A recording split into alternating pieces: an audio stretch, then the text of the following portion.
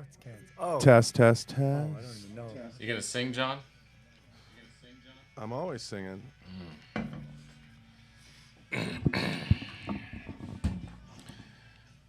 Welcome to the John Bartolo Love Hour. There we go. All right. Keep it mean. Well, I'm trying to, drop the tone down, so you guys can get romantic in there when Melody leaves. I like how his voice is all low, too. Beautiful. Oh, yeah. Keep it dirty, Rory. Yeah, right. I want you to look back at me, but keep it mean, like a dragon. Oh, yeah. All right, that's too much. That's too much.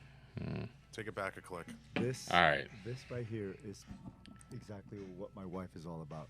It's hilarious. She's made fun of me so much on her Instagram. Oh, Oh, my shit. gosh.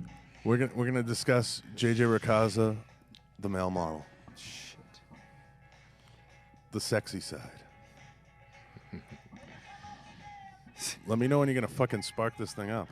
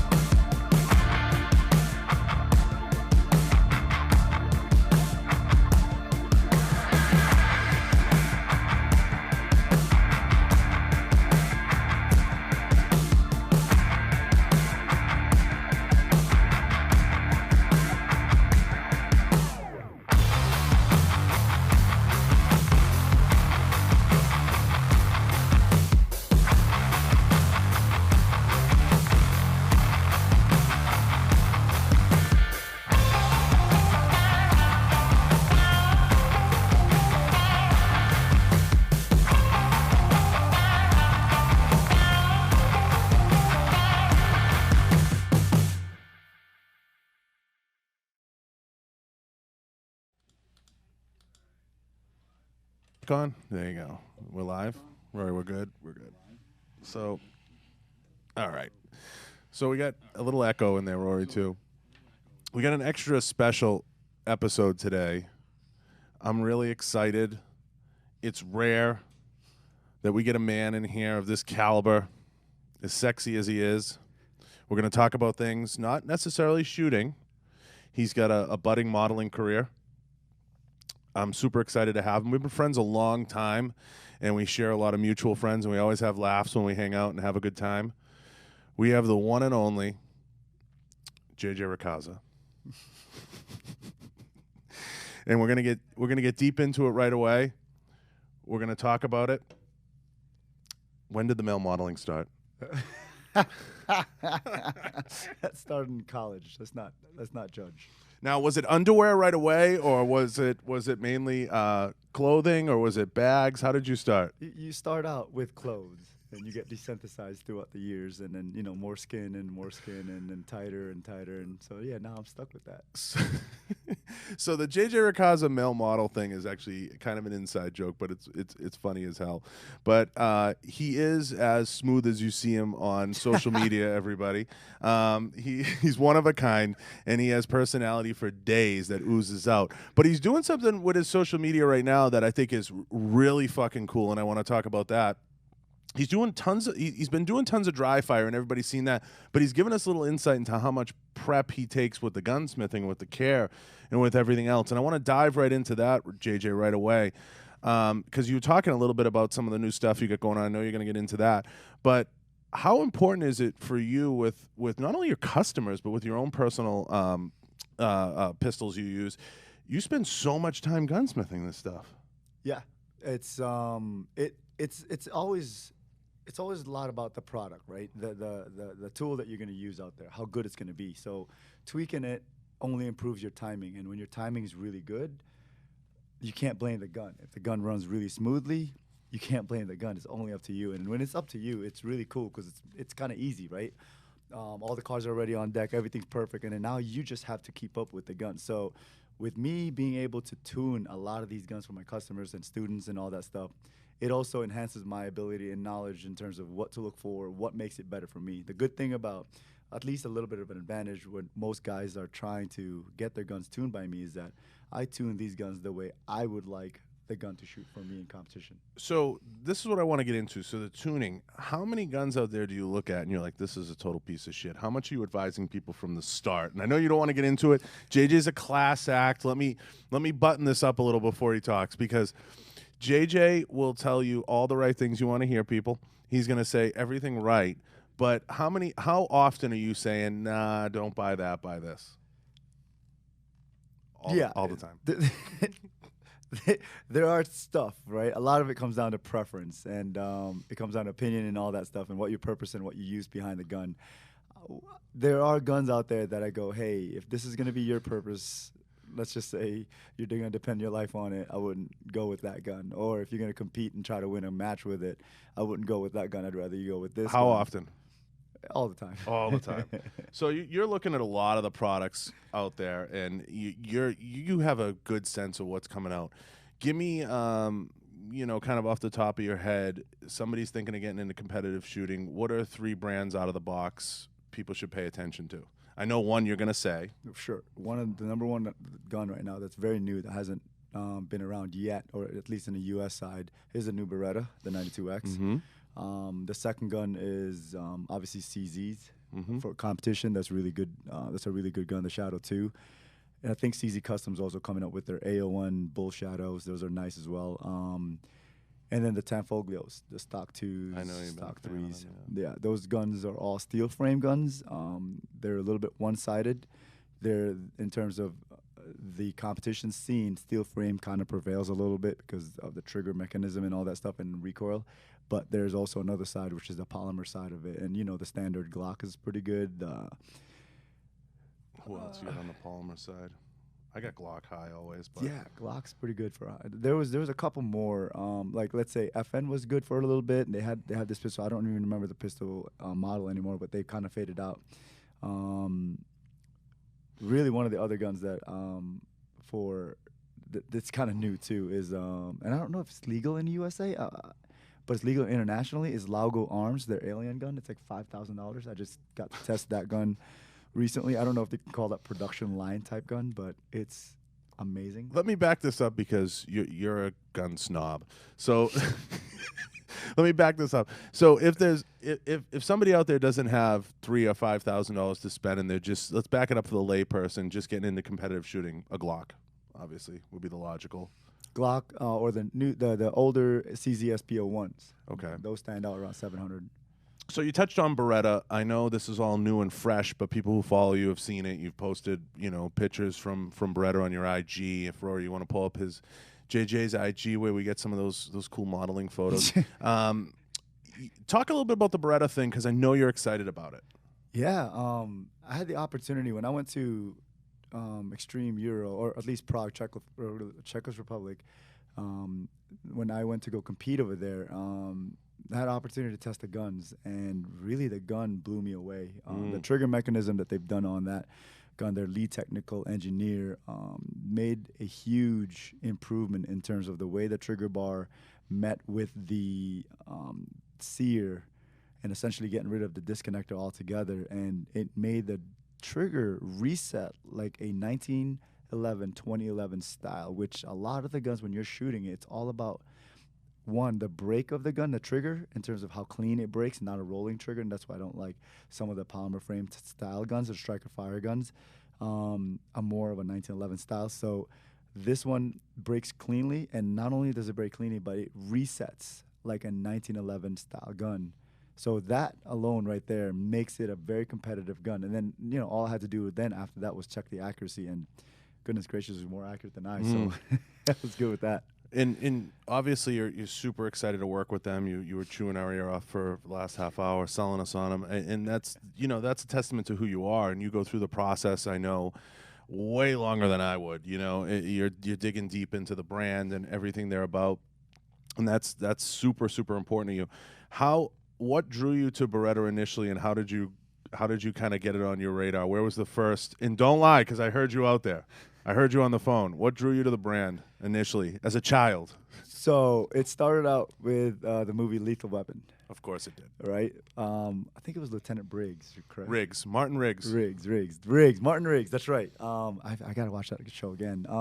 Lieutenant Riggs, or I think it is Detective. Detective. I think it was Martin Detective. Riggs. Right? Riggs had this gun, and then man, it was a 92, or I think it was an M9, but 92 FS basically type style gun, and I fell in love with the look and the aesthetics of it. I don't know what it was. I think it was the missing top end. It looked like a race car with the barrel sticking out a little bit, and it was just a sexy gun to me. Absolutely enjoyed it, loved it, and then I had to get one. That was actually one of the first ones that I got. Young JJ, affected by the movies. He was sold on the marketing.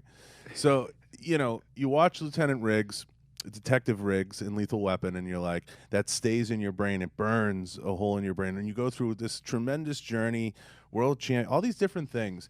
And everybody knows your competitive history and what you're about. And you somehow end up almost, it feels like back home with Beretta. It's got to feel that way. It gives me goosebumps even talking about it. I mean, now. it has to feel that way. It all started with just a fascination and that thing. It's in a movie, and I want that gun. And then now I'm working with the company, and I shoot for the company, and I'll have that opportunity to actually represent the gun that I've always loved since I was a kid. It's kind of one of those things that now it's a huge project because Beretta decided to get back into focus with their pistol. A lot of guys right now are saying, Beretta, what pistol model do they have and all that stuff, and now they're actually trying to get back into the scene, which is cool. And I would love and it's enjoying this part of this whole process. Yeah. Is there any way, Rory, we could pull up a picture of Martin Riggs and then superimpose JJ's head on it? I think he'd look good with a mullet. But if we can pull up a Lethal Weapon poster, maybe we can give him more goosebumps. But yeah, I mean, that has to be super, super exciting, and I'm happy for you. I'm genuinely happy for you because you seem genuinely happy with the deal. So I'm looking forward to a super bright future with you and Beretta. I think that's going to be a home run. I think you're going to crush it. There's no doubt about it, and I know you're getting it all dialed in, and you were talking about working with the team there and going to make it, one of those things that's, how do I say it, JJ'd. You're going to get it all JJ'd up. So when can people expect to see you running this gun in competition? They got the approval to import it or export it here into the U.S., and we are expecting me to get the first shipment of the guns in September. So it's very soon, and I can't wait. And then one of the big things I want to mention is that signing with a big company is it's one of those things, right? It's an honor, it's humbling, and it's cool. But really the big thing for me is I have to be able to see the potential to perform behind the gun, because signing with a company as big as they are, it doesn't matter who it is. If you can't perform with the gun at the level that you want to perform, then ultimately it's a dead contract. Right. It can't just be about that. It has to be the whole package of the gun being able to perform with me and me being able to perform with the gun. So, and that was a big thing with me, that they actually did the right thing with this gun. And I was blown away, and that's why I ended up signing with them. And, we talk a lot, about contracts and trying to understand where guys are at. What advice do you give to the younger shooters out there that, everybody now is sponsor crazy. I think it's part of like Instagram, everything else. People like you, Tony, certain people that I've talked, Max is another one. You guys are very patient with your deals, and you take time with your deals. And that's something I've learned over time, consulting, everything else. You have to kind of teach these young guys, everybody's so quick to be like, here's a free optic. And they're like, oh, I'm sponsored. You know what I mean? What advice would you give people to be patient? I mean, how do you, especially as they get into the pro shooting market, I mean, does it drive you nuts seeing some of these people, or? I want to tell them, depending on what route they go, there's a Tony route. I mean, Tony's a maniac, and he's out there training the law enforcement, military, and he's got a perfect niche for that. And he looks the part. He's a He's poster. an animal. Yeah.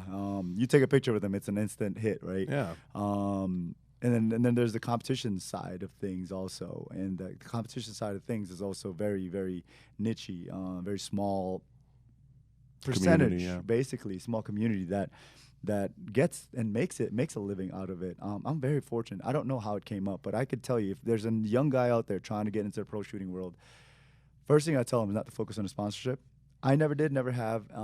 It's only recent that it's starting to come around, which is crazy, 26 years later. And it's just starting to happen now, but I was never focused on it. I just wanted to be the best I can be in terms of shooting, and it was all about the chase for that goal, the chase for the best technique, and the application of it, and being able to execute at the right time, at the right moment. And with those goals in mind, it led me to this point where now I'm getting hired, trained military. I'm getting I get contracts now, offers from left and right in different companies and stuff like that. And I have to be careful in who I join with and link up. Oh, sure. You're, at this point, you're a brand name. You have the gold to go with it, and I literally mean that. You have the cachet.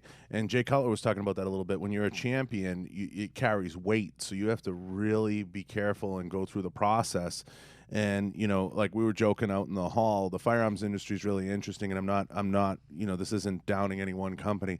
There's a lot of people out there that have the misconception. They'll give you like a muzzle brake, and they're like, oh, we're working with JJ. It's like, that's not, and that's changing. The good thing is that's changing. I think that was a derivative of Instagram and that kind of quick social media. That's not a partnership. You get into true partnership where you're going out to the facility, you're working with the manufacturer, you're getting knuckle deep, you're getting knee deep in all of this, and kind of really digging and kind of seeing how the company is. And obviously Beretta has a long, rich history, but you're literally standing next to the CNC machine and you're trying the stuff out. I mean, literally. And that's where I think, the lay person that's like, hey, I got a free pair of Oakleys, they're kind of lost. That's not sponsorship. Anytime I work with a brand now, I'm like, well, I have to fly out. I got to see your facility. I'm going to have to walk around. I'm going to have to tour it. I'm going to have to get an idea of kind of how you guys do business and who you do business with. And that's kind of something that has become more and more important to me over time. It's no longer, hey, here, work with this brand, work with that brand. Yeah. And that's something I know you go through painstakingly. Good question just came in, and it's a really good one. I was going to ask this anyway. What has been the biggest achievement for you in the firearms business? Top Shot, deals, championship, what? It's hard, right? That question is always so tough for me because I have this mentality, and I think my dad ingrained it to me a long time ago, is that you're only as good as your last shot fired. So if your last shot was a miss, you were that good. That's as good as you were going to get. So for me, one of my biggest accomplishment has always been like the world titles, the national titles. It's always been something that I never even, as a kid, never even dreamt of possibly winning. And then it became a reality once I almost won the nationals in early 2000s, 2001, I believe. And then that's when I started believing that, well, I can actually win this, right? Yeah. So every time I've won a national title, a world title, or whatever, it was one of those things that made me more nervous, and I would enjoy the moment at that time where I would sit there and stand in front of the podium or whatever in front of a lot of people and then enjoy it. But as soon as that celebration is done, even that night, I would sit there and just stare at the trophy, and I want to hide it because I don't want to keep reminiscing about that. I want to move forward and see what's the next thing for me now. I have to train for that next thing. That means the bullseye just got bigger on my back. Oh, of course. Like last year, I won 2 national titles in 1 week, almost won 3, which was a huge accomplishment for me, and I think for anyone in the shooting industry, in terms of competition. And as soon as I won that, I went home to the hotel and I dry fired, and I just wanted to know that I was one step ahead in front of everyone that I was competing against, because I know that the bullseye now just got bigger. And I know you do a good job giving people a sneak peek into your life, and they see that, the dry fire, the extra work. But do you think now, and I believe this, whether it's you, Shane, certain people don't understand really how much work it is. They're starting to, because you guys are all giving them some insight into the weightlifting, the training, the stuff that goes on all around it, that the days of being 300 pounds and, well, Taryn keeps it alive, but kind of coming on the range and not having your, everything dialed in, those days are over. I mean, are they over, JJ? Unless you have exceptional talent. I wouldn't say they're over, right? But the gap's closing. I don't take you seriously as a competitor. So if I don't take you seriously, you're not existing in my head. If you're not existing in my head, you're not relative to me. So when I compete, I don't even think about you, because I know one way or another, either you're going to get tired, you're going to fade out, and you're not going to execute movement correctly, and you're going to waste time here or there. But with that said, there are really some good competitors that are not in the best of shape that are competing. But if you want to be at the top level, you have to hit every single aspect. Like you said, everything has to be right. There's so much work that is done, and there's a reason why I wake up at 4 o'clock in the morning, because I feel like there's just not enough time. Yeah, I was gonna get to that. Now, I asked Jay this. I said, "How do you personally stay dialed in? Like after you win the first Olympia, the second Olympia?" And I ask champions this all the time. He used to say he used to just look in the mirror and say, "Who am I?" You know what I mean? And that was powerful enough for him when he didn't want to go to the gym, when he didn't want to train. You know, he used to say, "Who am I?" And he answered his question every time he looked in the mirror, and he got his shit together and went out the door. What process do you go through? I mean, do you wear like the? Do you have a hypnotist? Do you wear the halo ear things? Do you wear, like what's the process that you go through to kind of keep yourself dialed in and focused? So it used to be all about me. It used to be, hey, I just want to be the best me possible, and if I can find a new 100% today, that was a win. Recently, really within the last 6 years, it's changed quite a bit. A lot of it's about my kids and my family. I look at them and I'm like, golly, it's like I don't ever want to come home disappointing them. Like my little boy recently, every time I come home with a trophy, immediately he grabs it from my bag and runs it up to his room, and he puts it in his room. So I used to just put that all in a garbage can. Not garbage can, in a garbage plastic bag or whatever, and stash it in the garage. I don't even, in my house, you don't see any trophies at all, not even world championships or anything like that. It's just put aside because I don't want to see them, and I don't want to keep reminding myself of that. My fear is, it's weird, right? It's like I have this healthy sense of fear of losing or not performing right, because everything is like tied into that. And my dad used to joke around, winning's not everything, but it's the only thing. Yeah, no, there's absolute, that's the harsh truth, right? And there's absolute truth to that. I think you know, in today's day and age, what's lost is kind of that absolute, like you can lose and you can win. Yeah. And I think our generation is kind of the last generation that truly understands that. I think if you're 35 and under, you may not fully grasp that, because I don't like to say the pussification of America. I like to say, you know, we're kind of in everybody's a winner, you know, kind of place. I think Trump's doing a good job kind of rolling that back a little bit. But I think it's important to lose. I think it's important to have those moments, like you said, where you stare and you see somebody else at the podium, and it makes you go back, like you said, even as a winner, you went back and you dry fired, and it makes you better. And I believe it's important to lose. I'm getting nervous right now talking about it. You gave me this. I'm a very big visual person, and you gave me a visual in my head of someone else standing on that podium, and I just got super nervous just now. Yeah, I need to go train. You go train right now. You need it. You know, you brought up a good point though. The family and your little boy. That's important. I mean, I've heard Tom Brady say similar things. They say, "Why do you want to keep going winning championships?" He said, "Because my kids are starting to understand." And he's, you know what I mean? And that like kind of hit me. And I don't have kids, but I understood what he was saying, you know, because after the Super Bowl, it's the first thing you see, those iconic images of them holding their kids and everything. And he said, my kid, I want all my kids to remember one of my championships. Yeah. And that was fucking profound when he said that. He said it somewhere on one of the NFL Films things, and that stuck with me. You know, he's like, that's what fuels me now later in my career, because he doesn't need to win another Super Bowl. Sure. Yeah. But you know, everybody says the same thing, and I stole the line from him.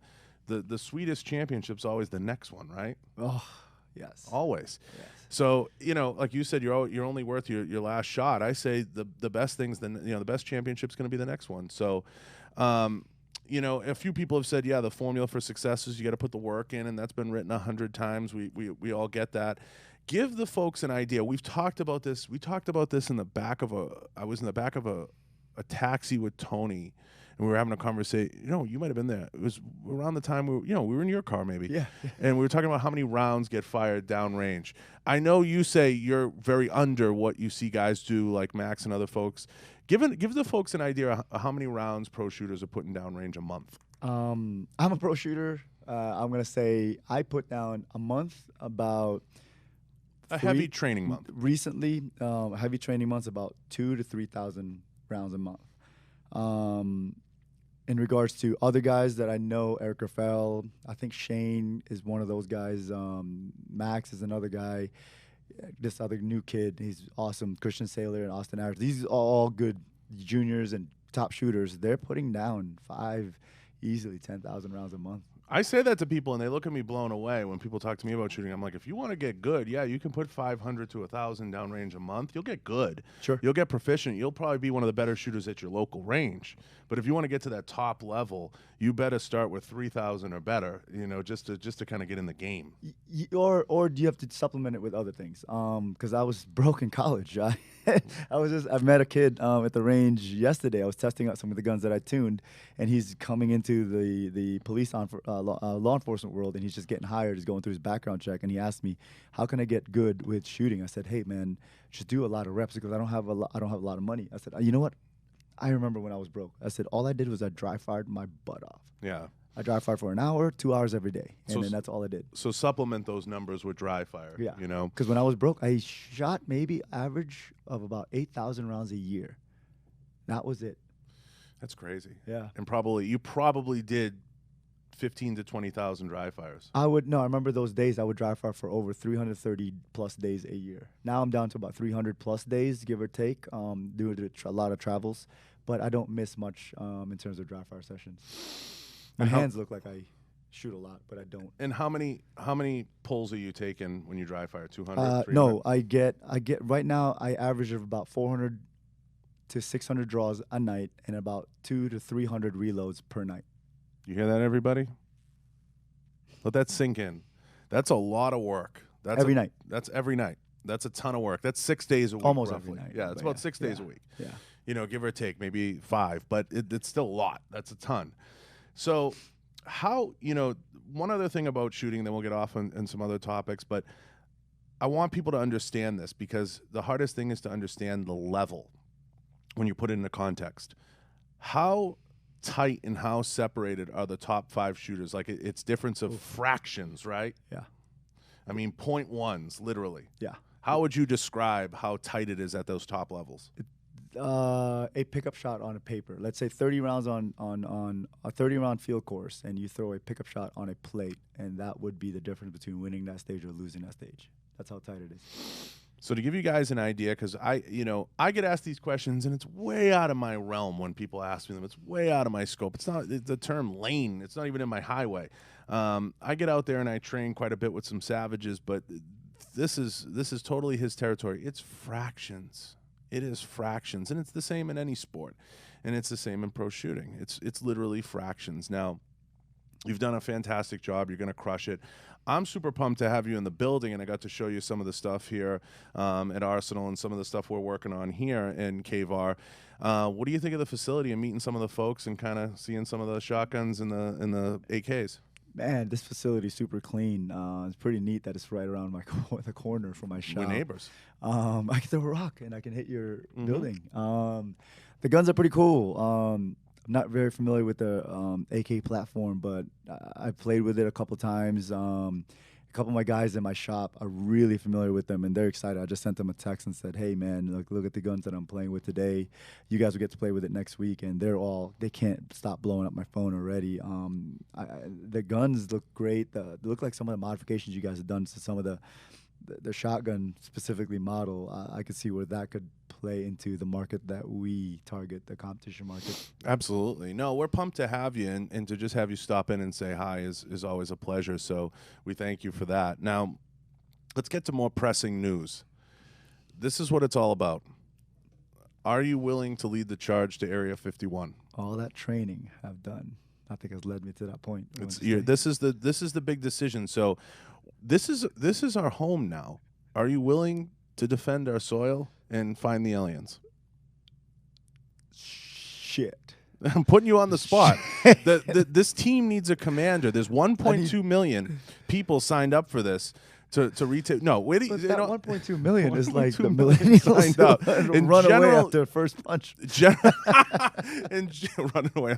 And General Racaza could be in charge. They're looking for leadership. If Tony's with me, I'm going. If Tony, all right, Tony, get Tony. Did you hear that? If Tony's with us, we're all in. No, but where do you stand on the alien thing, and how funny is that group? I I don't agree with them bombarding it. I worked for the government for a long don't think time, it'll and happen. anyone trying to take on our building was always a serious threat, and so it wouldn't go really well for any of those guys. But in terms of aliens and stuff like that, heck yeah, I believe in that. I'm a believer. I've watched those shows, UFOs. I was glued to History Channel for so long. I just want to know what he'd go looking for if he actually made it through the gates and everything. There's no gate. That's the funny. Made it through the desert, avoiding all the sensors. There's a gate Freaking yeah, yes. at Area 51. There's sensors and gates. I did like a ton of research. They said that there's it's like 100 yards or 200 yards of no gate, but where they can shoot you. Yes. You pass I was gonna signage. say, yes, correct. They can shoot you. Within the facility, that's the buffer zone. And once you get to the facility, that is completely secured. They're already scrambling. The Air Force did a thing. They're already like, we're prepared to defend Area 50. Now, I don't. Now, we all are in agreement. Bombs in Vegas. If you could pull up the article, Roy, we're all in agreement. I don't think it's gonna. I think it's gonna end up being a party in the desert. But getting back to that's what it's supposed to be now, John. It's supposed to be just a big party in the desert. Everybody's talking about bringing drinks and snacks. Oh, then JJ the model might might stop by. I mean, we can put him on the back of a truck bed and put a pole up and get him dancing. I don't think maybe we can make a couple bucks off of him. I don't think he'll need a pole. I think he'll just do the damn thing. I think if we get him up there, we can get him doing the Macarena or something on the flatbed. I think we'd be all set. But that goes how old we are, Macarena. So yeah, oh my God. So, but in all seriousness, the alien thing's hot right now. Are there little green men, and do you believe that they exist? Yes. Yes. In what form? And did like they take that right there? If we could show that picture. Yeah, I mean, look at that just right there. I mean, they're legit. just gonna host, the watch party for the store. I mean, I was in Artesia, New Mexico for training in the beginning of my career, right? And then right next to it is Roswell, New Mexico. Right. That whole town is unique by itself. I mean, you go there and ask a regular dude walking down the street, whether it's a hobo or a successful businessman, every single one of those person will tell you that they exist. So, but I need to go deeper with you. You can't just say, yes, there's aliens. Where are they, and what are they doing for work? Monetary, I don't know what that is, but I know they're flying around in space. They're flying around. They got to be. There's got to be better. There's got to be more than just human being. We can't be the smartest species there is. There's got to be other. I mean, the planet's so damn big. The galaxy's so damn big. There's black holes that sends you out of somewhere else. You know what I mean? I don't know. There's stuff out there that has come and touched and come close to us and going, what the hell is that? And they're probably like, let's not touch them because they got military and shit. Let's just go. So they leave us. And then we're probably thinking the same thing. Shit, they're trying to invade us. No, let's freaking stay here. I look at it more like this, JJ, being honest. And we got some very big answers the last few days from some high-profile people. But I look at it like this. I look at shit like the pyramids, and I look at shit like, the Sphinx, and I look at like some of this stuff, and I'm like, there's no fucking way some Israelite carried that dirt on his back, or there was a pulley system. I look at stuff like that, like, excuse me, I look at the last 100 years in the growth of technology, and I'm like, there's just no way. Something's been reverse engineered. I mean, the cell phones, the stuff that we have now, I look at it that way now. Are they walking amongst us? Like, I got a report this morning from a deep cover operative, a source inside the Monster Energy team. I got a report that they do walk amongst us. I don't know that that's true. Where do you stand on them walking amongst us? I think they're trying to stay away. For me, I stand on the side of they're trying to stay away from us as much as we are trying to. Well, I think we're more invading them. We should stop trying to explore and let them be, because whatever it is out there is not us, and whatever is not us, I don't feel safe. And I think whatever planes they got and ships they got is a little better than ours. Maybe they're a little bit more far into the technology world than us because they have different metals or whatever. But I don't think they're walking around or amongst us. I think that's a little too far-fetched. Do you have a source? Let me call the government real quick. He's got to admit, though, he's got to want to get his hands on some of that alien gun technology, though. I mean, who wouldn't, I'm still questioning whether or not he's human. I just want to put that in my car. I want to put that alien technology metal in my car. Like, here's my thing. I kick it, and then it'll unfold back. Like, that's... But here's my thing, JJ. In Rory, too, here's my thing. I don't think we stopped at the moon. I think that's like a cover story. Because there's no fucking way, hey, we got to the moon and hey, we're just going to hold up here. Like, that's just not. Did you see that video that Buzz Aldrin said to the kid? What was it? The kid goes, "Hey, how is it walking on the moon?" And he literally flat out tells, "Goes that didn't happen. What are you talking about?" Old Buzz Aldrin. There's a video on Instagram or somewhere you can pull it out. He literally says, "Nope, that didn't freaking happen." No way. I was like, "What the hell is this? way. Is this guy gone senile?" Like, no. No way. You know, and that just kind of feeds that conspiracy theories. It's like, this guy says this, and he was there, or supposedly he was there. I don't know. Well, that's scary. So, I mean, do they walk amongst us? I don't think so. At least I hope not. Goodness gracious. I guess I'm with you on that. I hope not. Yeah. I guess it's a big I hope it's I not hope. a tactic, but man, Yeah. I hope they die with bullets because I have plenty of them. Yeah. I mean, I don't know. I don't know. Like, Color doesn't think they're little green men. It's scary. It really is. It's fucking frightening. I've gotten so deep into this last couple of days that I spent like an hour watching a documentary on like the Mariana Trenches and like what's buried in there. Yeah. And I'm worried like they're Yeah. hiding in there, like they're under our feet or something. The water's got to be where it is. It's got to be, Yeah, right? that Like that's a deep, seems deep like- trench. Yeah. You know, there's something down there. Then what? Someone explored that. Steven Spielberg. No, it was James Cameron. James Cameron did a explored. documentary on the Mariana I Trench. think he was the only one or one of the few. And they right? said every time, so if you guys want to be freaked out there, they did these deep explorations like the last 20 years in the Mariana Trench, and it's like 30,000 miles down. You could fit like 50 skyscrapers in it, and it's way down there. And they would send these like unmanned crafts. Oh yeah, there's the Buzz Aldrin thing. I don't know. Told you. Yeah, it's If you crazy. play that, and he'll say it right there. Yeah, That's I a don't know if we video. can. There's a copyright probably, but they go deep, and every time they went deep, the submersible 2 out of the 3 times didn't come back. And that's fucking scary to me, and nobody I talks didn't even know about that. Yeah, they said like the screen blacked out, and Rory, see if you can pull up the Mariana Get Trench, outta here. and like the submersibles never came back. What? I'm serious. They said they think there's a megalodon down there. They think there's some type of creature down there. Yeah, I believe there's some sharks out there bigger than us. Yeah, absolutely. Do you believe in the Loch Ness monsters? Speaking of this thing. I don't know about the Loch Ness monster. I think that's been No? proven a hoax. Oh, okay. I don't know about that, but I definitely think, especially in the Amazon and in the Mariana Trench, there's shit that we haven't seen yet, Especially in the water, for sure, yeah. and it's definitely alien. There's no doubt about it because we don't know about it. So they show like the submersibles go down and they don't make it back. James Cameron completes a record-breaking Mariana Trench dive. Yeah, he did the dive, and didn't the thing not make it back, Rory, or something?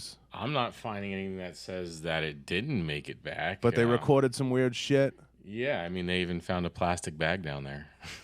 Oh, that's Don't frightening. pollute, guys. Don't Keep pollute. Plastic. So, Recycle. what do you make of all this like resurgence in conspiracy theories and everything that's kind of popping up, and why people are getting so caught up in it? Like the alien thing kind of died off. The alien thing? No. It that died didn't off for a die while. Oh, it did for a while, I guess. I guess the government had a lot to do with that. Yeah, Probably it shutting died people off up. for a while. Now everybody's like enamored with it and digging into conspiracies, and everybody wants answers. It never died out with me. It was just, one of those things that I wanted to just keep it buried because I didn't want to be the only freak out there believing that there's UFOs. But now you can come out. I can come out, yes. Yes. So liberating. JJ comes out about alien technology. It's an exclusive. It's a dealer exclusive. Funny, yeah. I tested a gun that was called the Alien, and that gun was amazing. So this whole thing is pretty fucking wild. But let's not go off too far on that. It's a lot of fun talking about because we live in the area too. So it's kind of cool, and it's a cool thing that's kind of hit the area. But coming back, kind of to the training and to everything else, you kind of go through your day, a certain way, and I know how busy you are. Let me ask you the same question I asked Jay. How do you make the time? You talked about dry fire. You talked about weight training, doing the physical fitness, everything to stay on top of your game, and having a family. How do you make the time? What's advice you give people in making the time? You make it. You make that. You do it. I don't know if there's such a thing as there's no time. I think a lot of it's priority. There's when you do so much, there's things gonna be bound to slip off. And I've come to the realization that I'm not going to be good at everything. So there's things that like text messages, Instagram messages, or Facebook messages that I just can't get to because I'm trying to put my phone away once I get my kids. And when I'm with them, I want to be completely present. You know, like we'll go and play in the pool. Let's go play in the pool. We go play in the yard. Let's play in the yard. Full bores out. And once in a while, my wife will catch some of these crazy videos that I'll do just to make a freaking laugh out of the kids. You know, we were talking about that too. I've been talking about that with every guest. I think the Instagram thing though is dying off. I think it's moving more towards YouTube. I think Instagram's kind of, because even Jay said, he goes, I have 3 million followers, and he goes, I look at the analytics, maybe 30,000 people see my shit. I think Instagram, you're betting on how many times people want to swipe down. Sure. And I think our industry is so pot committed to Instagram. Everybody's like Instagram. Too many. But I think it's, too many companies, their whole marketing plan hinges on Instagram. Right. And I mean, where do you stand on that? Because you're kind of coming into your own with social media. Because I think cable TV's dead. I don't have cable. Yeah, I think it's toast. Yeah. I think everybody's cutting the cord. I think our generation is absolutely not going to pay $200, $300 for a cable package. It doesn't make sense. So I see YouTube, Netflix, streaming being the place to be. What do you say to companies when they say Instagram ambassadors? I can't. That's them. That's their talk. I can't do that. But I can't say what not to do. The companies may favor that, and that's all good for them. But I think also that you're right. It's coming more towards at least the competition industry is kind of going towards more of this internet subscription base where I can study your videos, make adjustments on it, etc. Even YouTube. I have this thing, right? I was watching this documentary about the drug dealers and all this stuff out there. It's a show. It's like called Dope or whatever, and it's funny to hear these gangsters going, you can't shoot it like this. You got to keep your shoulders straight, and and they're talking about some of the mechanics, and I'm like, these jackasses are getting this from Instagram. I mean, not Instagram, but YouTube. They're learning this, and that sucks for the guys that are on the blue and the good side, because now they got to fight off these guys. Yeah, right? but that's gonna, Jay, that's gonna happen no matter what. Like, you look at like the amount of jiu-jitsu schools popping up. Yeah. Guys are getting trained. I mean, I can honestly tell you, you go into any mixed martial arts school, there's gonna be a nefarious character or two in there. I'm not saying guys are progressing to black belt level in certain things. You know what I mean? But they're learning enough, and that's why. And I know you train law enforcement. That's why one of the calls to action to law enforcement and to mill guys, the bar is being raised. Yeah. You definitely have to get out there. I mean, if the gap for civilian to Mil-Leo training was this big before, it's getting enormously big because the amount of access you have to things. Correct. So I think that's a foregone conclusion. But coming back to social media, I just think Instagram bets on how far somebody's willing to swipe down. And I think that's a bad bet. You know better than I do. You deal with that stuff. I mean, as far as I go, I just seem to believe that streaming and going in that direction, which leads me to the next thing. When will we get the JJ Racaza reality TV show streaming on YouTube? And do you have plans to put more out there? Because I see a lot of guys doing it. Is there a plan to give people a little bit more on YouTube? The thing there is time, right? If I do something else, that something else has to give. So one of the things that I'm traveling so much right now, it's going to be hard to capture me down for footage and video content. But so I think this whole new deal that I'm working with is going to allow me to train a little bit more and stay home a little bit more, and then be able to put out more training content.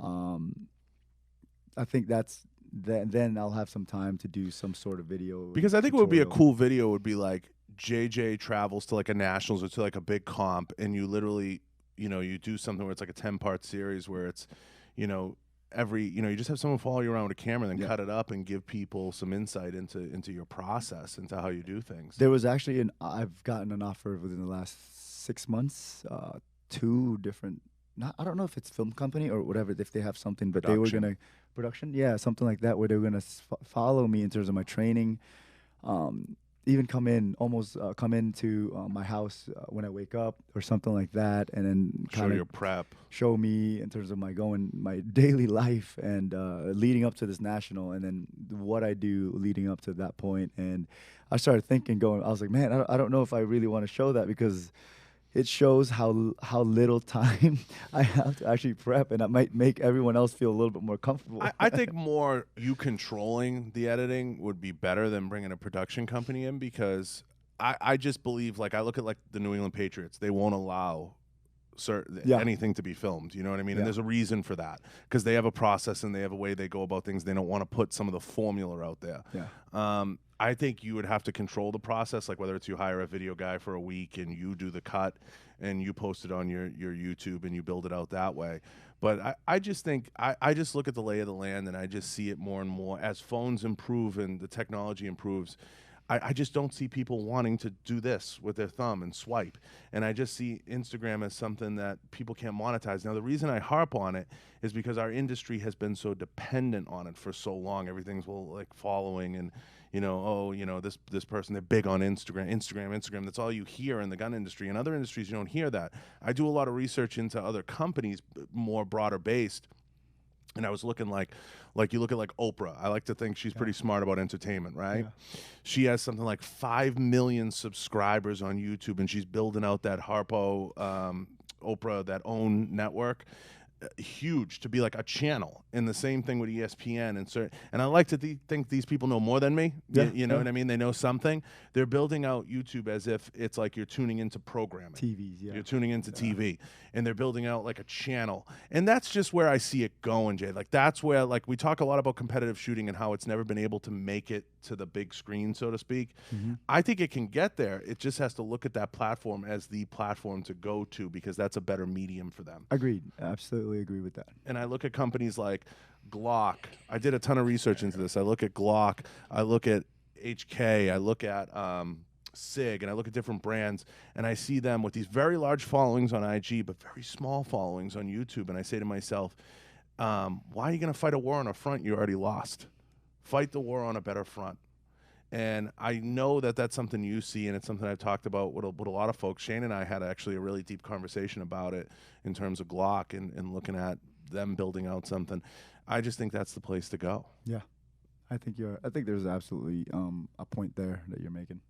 I mean, John, we have this conversation, almost every day. Well, it's a media department, for God's sakes. Of course you do. Yeah, but I mean, every single day we have that conversation about how everybody's consuming the content now, especially on YouTube. And it's just amazing the way it's just rapidly evolved into what it is now, because now you can just go on there and find content you're interested in and just watch the hell out of it, for hours on end, versus you going home and watching the same old TV show, or binge watching on Netflix the same old TV show you've been watching for 2 weeks now. Whereas it's like, okay, I feel like watching stuff about guns right now, or hey, I feel watching stuff about training right now. It's just an easy transition. It gives you what you want. Totally. And let me ask you, like, this leads me to this, Jay. Yeah. How do we, so pro shooting has always suffered. Its Achilles heel is getting people to tune in. Because you go to the matches, there's not spectators. There's a few family members maybe. So I know you talk to Max, you talk to Shane. How do we save pro shooting from a media standpoint?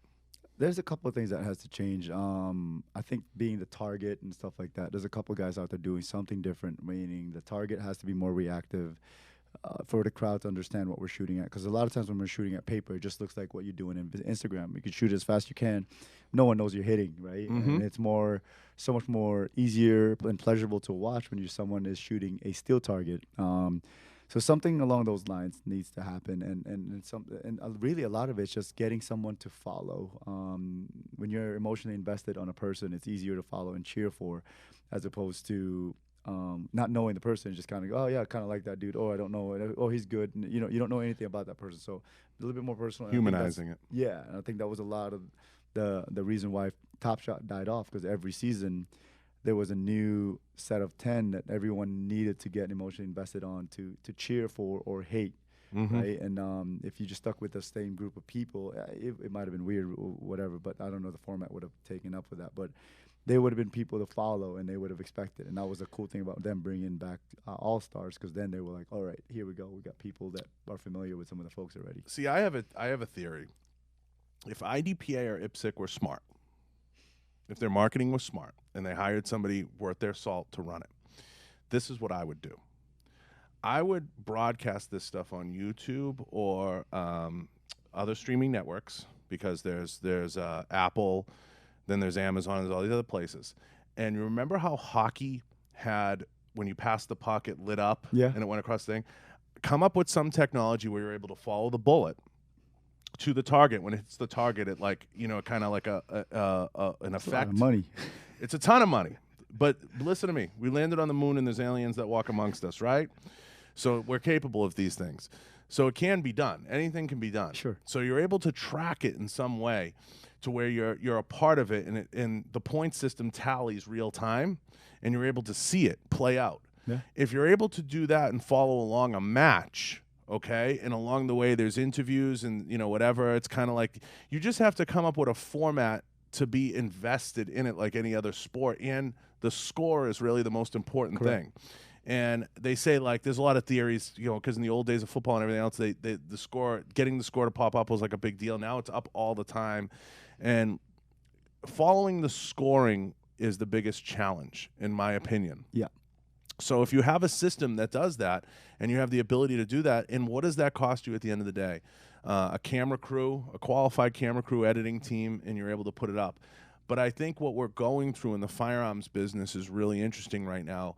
We're seeing, and I know you go around the booths, and I know you see it, we're seeing a lot of the old guard start to leave, those 50, 60, 70-somethings start to slowly leave the industry, and as the younger crop comes up, because I've had these conversations with Shane, all these ideas, having like a show that broadcasts on there called like Shoot House, for example, that like you get to follow some of the competitive shooters and things like that, having these things, getting these deeper inside looks, almost like Real World Road Rules. I mean, that shit's 30 years old, but we still haven't realized like that's the place to go. I think that would bring it back to the forefront, or at least make it more publicized. Yeah, there's a guy that does it, John Scouten. John, broadcast stuff in Shooting USA. He does a really good job. I just saw they covered the U.S. Limited Nationals, and I was like, man, that's kind of cool. And it was even cooler because it was me that won it. But it was cool that the way they edited it and the way they showed some sort of drama behind it. And the chase behind it and all that stuff, you know. And Johnny's like a one-man band. It seems like it, right? Yeah, he's crazy. He's got like one or two people, and that's it.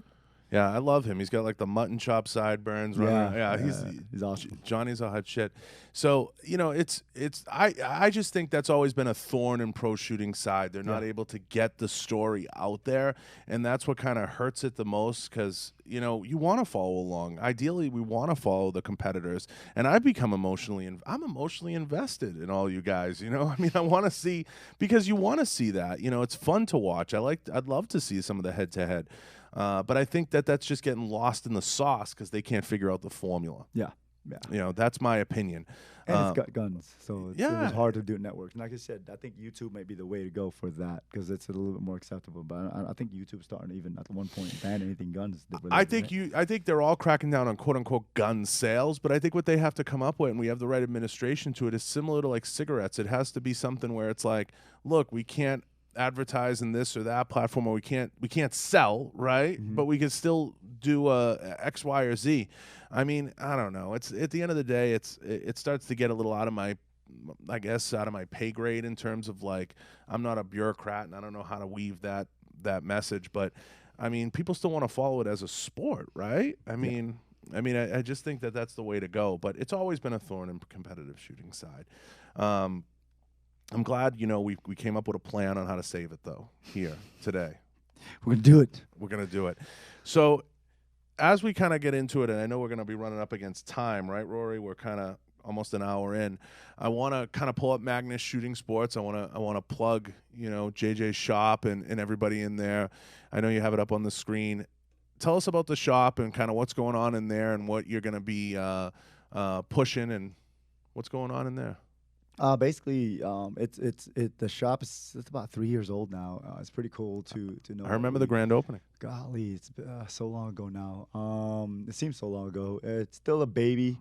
It's still in its infancy. We're not as growing as fast as I want it to, but there's a lot of things involved. You mean you can't get rich selling guns? Golly, there's so much more to just selling guns. There's so much paperwork and so much work, right? And I'm glad, I'm lucky that I have a good team with me there that supports it while I'm doing my thing, traveling and all that stuff. But anyway, we do a lot of gunsmithing, and we're going to be one of the first, actually, Beretta Performance centers where we're going to be able to tweak some of the guns that's going to come in and all these other things. Yeah, that and the issue is also a website. I used to be the one doing all the doing the updates and all that stuff, and then now I've handed it to somebody else, so it's very hard to keep up with everything. I used to take the pictures; those pictures were all mine, edit them and all that stuff. It's just crazy, the whole programming and all that stuff. And I just, like I said, once you do other things start to fade out. JJ Racaza web programming. I was a networker at one point. I was a programmer at one point. See. Yeah. See? I was a hustler for one. So there's the website, guys, to everyone on YouTube checking it out. He's got all the high-end stuff. He's got everything cool there. Super exciting place. One of the better gun shops I've ever been into. He keeps it a little boutique-y, which I like. It's fun. He has a few loiterers in there renting space and hanging out. So if you get down there, he's got a lot of cool custom stuff, and he really does a great job with his team. They're super nice. Whenever I walk in there, and I know I haven't bumped into you yet in there, they're so kind. They come out, they'll say hello to you. They're dying to sell you something, so go ahead and stop by. They're right in Vegas, so super cool gun shop right around the corner. And he does sell some of his own stuff. Yeah. Try to get into that. So you might be able to be as good as JJ. It helps. It helps, yeah. I mean, it's like having, it's like having Jordans on, You might be able to jump into basketball. Gosh. But when you typically sell one of your guns that you shot in a match or you used personally, do you mark it up? No, I actually mostly. You should be charging a premium. I've got an offer. The biggest offer I've ever gotten was one of the Razor Cats built after me. That was modeled. That was my name, whatever. Razor is my name. Someone gave me that a long time ago, and then it kind of stuck throughout the years. And so Limcat came up with the Razor Cat. And that's like one of the most sold guns in custom guns, at least. And that was the one that came on History Channel and all that stuff. I'm almost convinced I could get that gun and shoot good. Yeah, for sure. It shoots for you. It doesn't shoot until it's a perfect shot. But Rory might even be able to shoot good with that gun. But that gun's like 6,200, right? And then the original gun, initial design, 2005, 2004, whatever, was like 3,500, 3,000. And then the offer on that gun currently was 9,600. That was the highest I ever got for my gun. I never sold it. I actually give my guns out away a lot, mostly to juniors or upcoming or struggling shooter that could help or would do better if he got an opportunity to shoot one of these guns. Yeah, so I kind of actually do that quite a bit. Now that I say that, people are gonna get message me like crazy. But I know. I was gonna ask you that. You probably get crazy messages of people being like, "Hey, can I get like a free trigger? Or can you do, you know what I mean? Like that's, or can I get like an hour's worth of?" And you told me something once. You were like, when you first started offering lessons and stuff, and you were a world champion at this point. Yeah. You were like, yeah, I was like charging like $50, and we were like, I remember Tony and I were like, what the fuck? You were charging very little in the beginning, weren't you? Yeah, it was one of those things that I just love doing it, and then the only reason why I charge the way I charge now is because it takes me time. It's the time. Yeah, it's the the time and the level of expertise, and if you want to work with a subject matter expert, you're gonna pay. I mean, that's the end of the day. But yeah, you were charging like crazy low rates. You were like, yeah, buy me a sandwich, give me Subway, and we're good. Love doing it. I love teaching. I've been teaching since 2002, right after 9/11, and it's been. I don't know. There's a sense of love in teaching and just shooting in general. So I would do it for free if it didn't take me away from my family. Who are you training now that you can talk about? I could tell you this. I am training the Army, the Special Operations community, training some of the Navy SEALs, training some of the security forces, training some of the Marines, training a lot of law enforcement, some of the JTTF task force and stuff like that, SWATs. Really any and all of them now. I've been getting hit up left and right. And sometimes it could be a specific group that I'm teaching or whatever, but they bring me in and it's kind of blows me away because sometimes I get to stand there in front of some of these folks and I'm like, these are the real guys out there that are, I consider heroes, right? They're keeping us safe out here at home. And I get to sit there and teach these guys, and I'm like, I'm just a third world country boy that grew up in in the Philippines and just somehow. Oh my God! You know what I mean? Like it doesn't make sense to me sometimes. But yeah, it's always a humbling honor. Like this week I'm supposed to be with the Marines, but they had other things that came up that had to get canceled. So it was one of those things. That's a specific group that literally trains the recon guys. Considering you brought the Philippines into it, I've been to the back of your shop. It's almost like you got kind of a makeshift Filipino sweatshop in there. I saw some of the stuff. I've heard rumors of when the family comes in, they're working back there. How there's some production going on back there. No, that's just the reloading room. No, you guys are all still super close. You're close with your family. How fun is it to go back to the Philippines? I know you go back for competing. You've gone back a few times. How awesome is that? It's awesome. It's a different feel now. When I was growing up there, no one knew me. I was a kid from the province, they called it. Right? Yeah, you got to be a rock star there. I wouldn't say that. Is it? It's not Manny Pacquiao's from there, right? It's totally different. He's like a deity. You gotta be like. He's a different level. No one's at that level. It's like the size of Florida, but JJ's a prince there. But now I go back and it's cool to see the. They carry you off the plane. They throw. It's like you're from Zamunda. It's like coming to America. They throw flowers. Flowers when I walk. When you walk, and they bathe you. I stop walking when there's no more red carpet. Yeah. But how is it going back? I mean, do you get to meet the governor? They have like a governor or something? Yeah. You get to meet some of the higher end guys.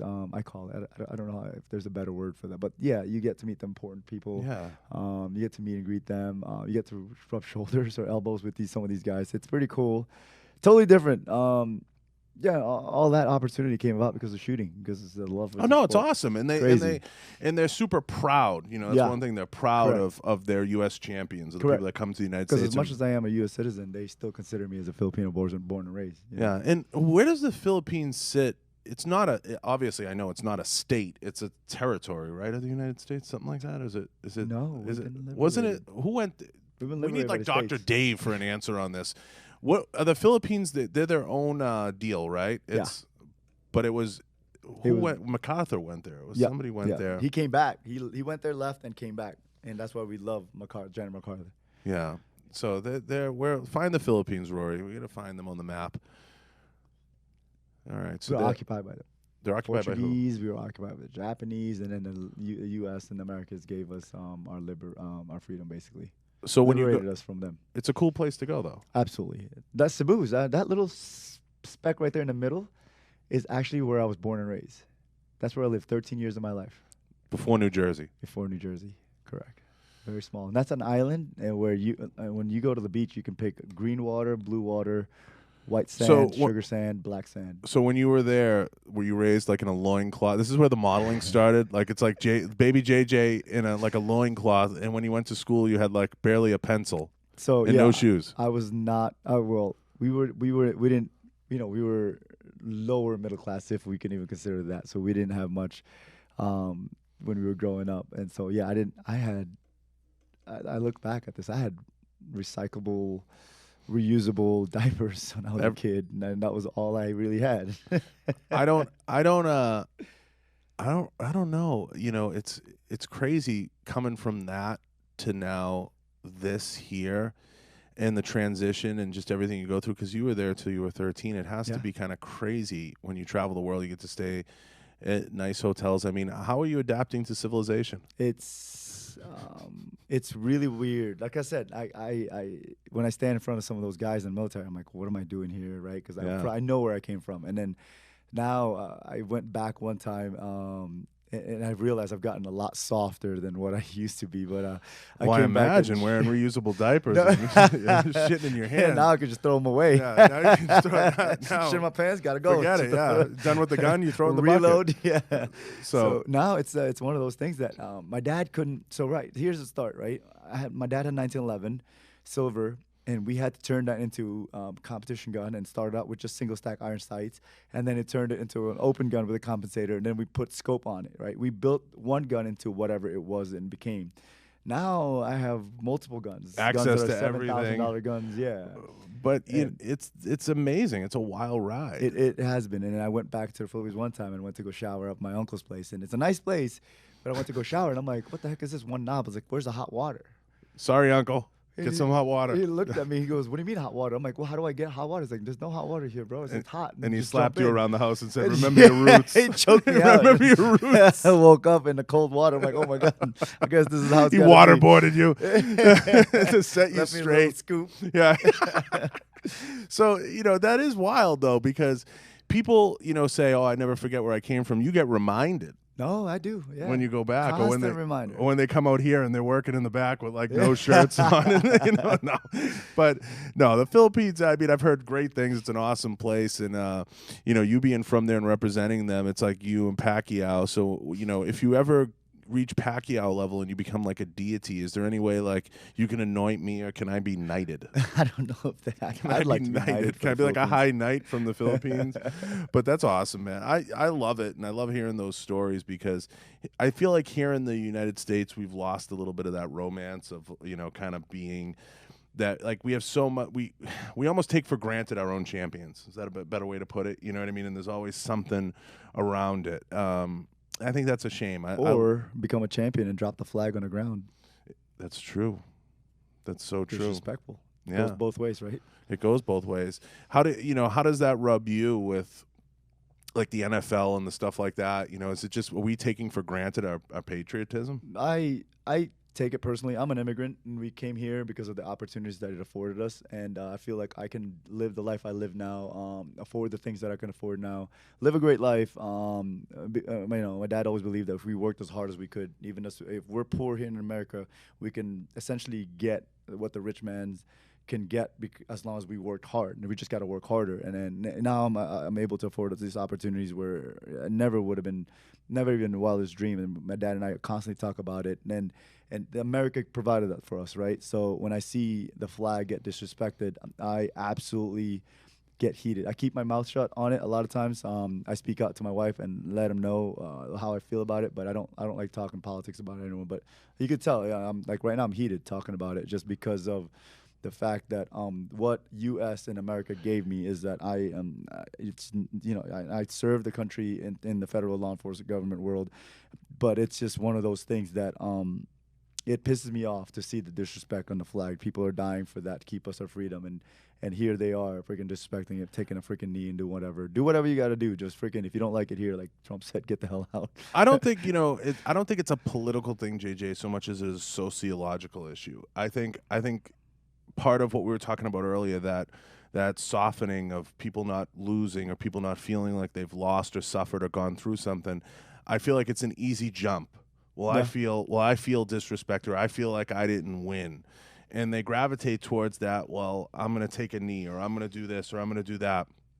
And they really never understood what it was to go without or to not have. And you do. So a guy I worked with, Special Force, he was a former SF guy, Tim Schaefer. He's a good dude. I worked with him hand in hand. We were instructors together. He had a great analogy. He goes, most of these guys out there, he goes, they're just looking for the next popular thing. He's like, they're like this empty bottle in the ocean waiting for the next big wave to come, and they're just riding that wave. And then, there's another big wave, riding that wave. Oh, there's another big wave. And this is this thing right now. This is the popular thing. They don't have anything to stand for, so they hold on to what's popular, and it makes them relevant, I guess, quote unquote. And it's sad, but it's the reality right now because you see it in social media. And I hate it because it's getting played up, and then I'm like, Yeah, I mean, I think historically you're always going to find people that are going to hang on to what they feel got them to the prom. You know what I mean? Yeah. And they're gonna hold on to it. I always say, it's unfortunate because they don't open their mind to kind of see the world at 1,000 feet and analyze every issue and look at everything and kind of have an opinion. Like you said, if you feel you have to kneel, if you feel you've been disrespected, or you feel you need to raise awareness to a cause or an issue, I don't think anybody will fault you for that. I think it's the time in and time out disrespect that people put on things, and then people get behind issues that really don't have any business getting behind the issue. You know what I mean? Yeah. And I think that's kind of where it falls a little bit on deaf ears over time. But I think, you're absolutely correct. I think it's like an empty bottle floating in the ocean waiting for that next big wave. And I think, a lot of people, we talk about this a lot in this industry too. It's kind of like if the Instagram switch went off, how many people would be like, jump off a building? You know what I mean? Like, oh, I lost my platform. And I think like you have to sift through. It's like, it is like an ocean. So many people are given a platform that probably shouldn't even have one. Yeah. And that's part of it, I've always said it. We idolize false gods for the wrong reasons. And we look at people and we don't really understand where they're coming from, but the loudest voice gets to create the narrative. And that's how it's always been in the news. And I think Trump's done a good job kind of shining a light and saying, don't believe everything you hear. Yeah. It's not always accurate. There's a lot of fake news out there. There's a lot of people that do the disinformation thing. There's a lot of bullshit put out there, and people put it out there. And I think this was something that was put out there, and I think people run with it. Oh, we'll disrespect the country, and you know, that's something we'll grab onto, and we'll be the loudest voice in the room. It's, you know, it's unfortunate, and it's super. It bothers me a ton because it's a social issue to me. Yeah, I don't, you know, again, I don't want to get political, and I don't, but it's definitely a social issue in my opinion. So how do we fix it? Got bigger, better people to do that, hopefully. Yeah. I mean, vote. Yeah, I mean, Yeah, I definitely think Trump's a step in the right direction of that. Like you said, he said, you know, you don't like it, get out. Yeah. So we got to wrap because you got to go. What is it? We're into, Jesus, we're already into, Rory, how long are we? An hour and 10 minutes? Golly. Yeah, about an hour and 10 minutes. Where does the time go? Well, I mean, when you're talking about aliens and, you know, Yeah. other stuff, it just, I mean, it did we goes other cover ways everything? fine. Did we hit everything? So Yeah. a few things. We JJ, did have a couple questions, though, you know. yeah, go ahead if you have any. So Daryl wanted to know, specifically for JJ, if he had any hobbies outside of That's a good one. I was guns gonna and ask you that, family. Hobbies. Yeah, what do you do that nobody sees? You go to the movies. You play cards. You play cards. You got a poker. card game going. Yeah, poker once in a while. Yeah, I notice you have a card game. I catch it on some of the stories. Yeah. JJ has this like underground card game. It could be a legal game. It could be Filipino gaming. It's Pao Guy. Hey, keep it quiet. The commissioner's watching. He's playing baccarat in the house. No, I used to have a lot of hobbies, not anymore. I've literally had to dial it down. I used to love snowboarding. I used to love jiu-jitsu. I used to love just training in general. I had to get rid of a lot of those things, and it's sad because you know, the skin's getting soft. It's been a while since I've even rolled. I roll here and there depending on where I go and depending if I have a friend there. Yeah. But that's basically it. I like to get back into it. You can come train with me. You're just not in my weight class. You can't go roll with John. He'll just touch your butt. No, that's it. Yeah, I'm and into he'll that. look at me in the eye the whole time. He'll stare at me the whole time. Like, I have a "Stop." hard time finding fellow 240s to roll with, but you'd be fine with me. I'm a dead player anyway. I don't know. Just I'm not that good to roll around with a bigger person. How long did you train? 2008 till 2012, 13, something like that. 4 or 5 years. Yeah. Yeah. Blue belt. No, I never got belted. I was always I bounced around. I went from Henzo Gracie, Jamal Jackson, a couple other, and then here. Never really trained here. So I've been here for 4 or 5 years. Time freaking flies. Yeah, I was SPG to SPG to 10 Planet. Oh, okay. Yeah. So now you're in 10th Planet. Now I'm a 10th Planet guy. I'm a white stripe. You're a white one. Black one stripe. He's the a white black one stripe. Whatever that is. ninja belt. So yeah, I mean, you know, it's hard to fit. You know, that's what I explain to people. Like I know Dave's been in Rory YouTube been trying to get me to go to archery, and I haven't bit that apple yet because you don't have the time. Yeah, it's just and guys like I don't say guys like us to put me on the list, but I say like you want to go head first into something and really do it, and it's hard to just casually add. What I say, and you know how jiu-jitsu goes, it's a 3 or 4 day a week commitment. You can't just show up on Sundays at open mat and just roll. If you can do more than that, we used to every freaking day. Yeah, I mean, I try to do my commitments usually about 3 to 4 days a week. Yeah, that's good. With weights. You know what I mean? So I'm doing weights in the morning at 4 a.m. That's your cardio, dude. Yeah, and that's my cardio, and we all hate cardio, so that fits in. But yeah, I mean, there's so many. Tony. Yeah, Jesus Christ. With him, I can't even take him anymore with the videos and the bullshit. He called me today. He's out of control. I mean, now he's doing the boxing and everything else regularly, and now he's doing jiu-jitsu a lot because that's good for him. Yeah, he needs it. He's not flexible. Oh, he's not flexible. The fuck no. I guess not with all that strength. I don't care what he says, and I don't care if he listens to this. He's not that flexible. I challenge him. Tony, I challenge you to you need to set up a sit and reach around here and see how good he is at the sit and reach. He's he just never stops. He's crazy. Yeah, he doesn't. But now let me ask you this before we cut you loose. Speaking of Tony and guys, who do you look up to out there, not just in the shooting world, but what pages do you follow that you're like, damn, I really like how that guy's doing it or that gal? I follow a lot of the sprint athletes, the sprinters. The ultramarathon people are sprinters. Sprinters?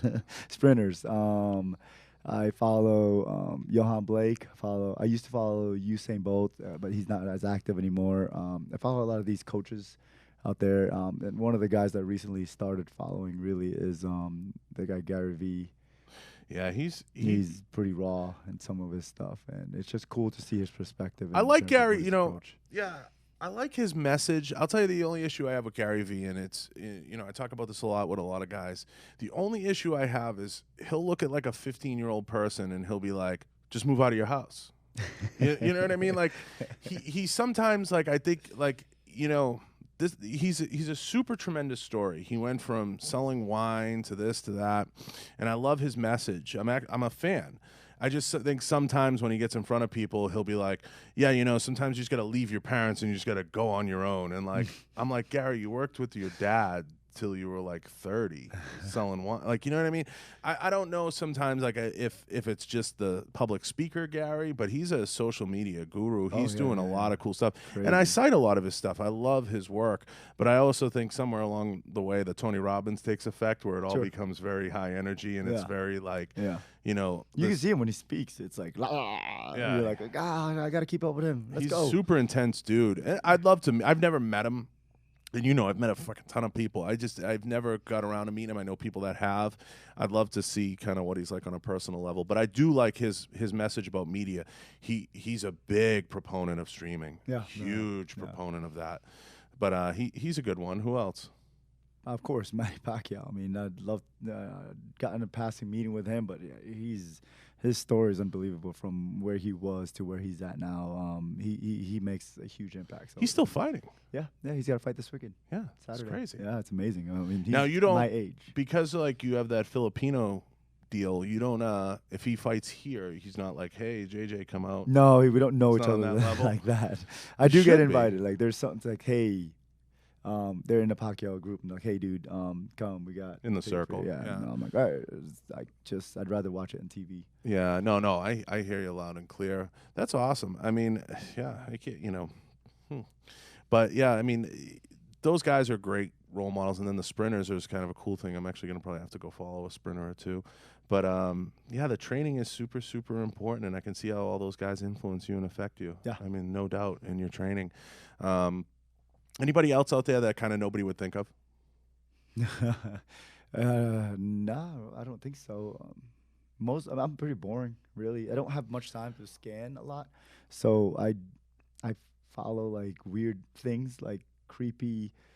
I follow weird medical pages. Yeah, I have my neuro whatever surgeon. I follow him. He does brain surgery on. And he posts it weird, that's I love that shit. Like the weird I follow stuff. It's like Metapedia. It's like a page where they show like a broken leg and they show it. Like I'll show it to you. It's crazy. I always send Tony the clips. It'll be like 4 broken fingers or like this guy ran his arm through a sawzall. It's like crazy stuff. Not that I'm not gruesome, but I follow more like the scary stuff. Yeah, I gotta get on your page, but that's awesome. So. One last question. Where haven't you gone that you want to go? Oh, we're talking about it this weekend. I would love to go to Fiji. Take my wife there, my family there one day. It's expensive to go there. It is. What's a vacation to Fiji, Rory? I think it was like $9,000. We were looking at $9,000 a night to get like one of those cabanas in the blue ocean. In the ocean, yeah. And then it's JJ again in the loincloth. That's it. I would not even have a loincloth on. Nothing. Just JJ comes out. It's not even dives cold. In the ocean. Right into a shark's mouth. So Fiji. Yeah, that would be. I'd love to get away. Fiji's on my list too. Yeah, just to get away. One of those huts right above the ocean. That's what I'm saying. And I just, JJ the male model coming out of the hut. Like disconnect. Nothing but a flower. No phones. Fiji's not the only place you can do that too. Bora Bora has the Bora Bora. Yeah. But I think the reason why Fiji isn't enticing is because it's so expensive that not many people get to go there, so it's very desolate, I guess. My thing would be you gotta take a boat out there to get to the smaller islands. So you'll fly out there and then you'll end up taking like an hour boat. I've looked into it before. Yeah. Or you can fly one of those landing water type jets. One of those Yeah, you can fly a turboprop in there too. But Rory's a pilot. He can fly us. Oh shit. He's a pilot. I ain't gonna fly anybody that far. But my concern with that would be the food. Like I can't get like a steak and cheese sub or because I'm fat. I can't get my snacks. I don't know that there's cereal there. I feel like all you eat there is like fresh flounder.